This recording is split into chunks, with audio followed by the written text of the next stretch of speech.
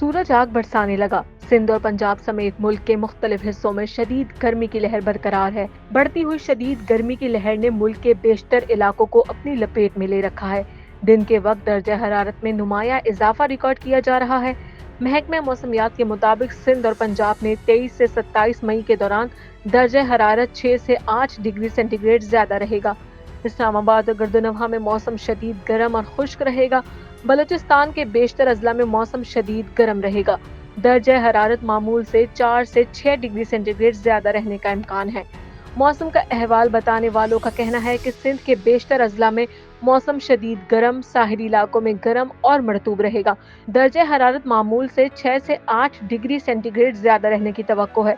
दूसरी जानिब शदीद गर्मी में लोड शेडिंग से कराची के शहरियों का पारा हाई है। बिजली की बंदिश के खिलाफ शहर कायद के अवाम सरापा एहतजाज हैं। मोजगोट और लियाकताबाद में बदतरीन लोड शेडिंग के खिलाफ मुजाहिरा किया गया। मुजाहिरीन का कहना है कि 18 घंटे से ज्यादा लोड शेडिंग ने जीना मुश्किल कर दिया। लोड शेडिंग खत्म की जाए।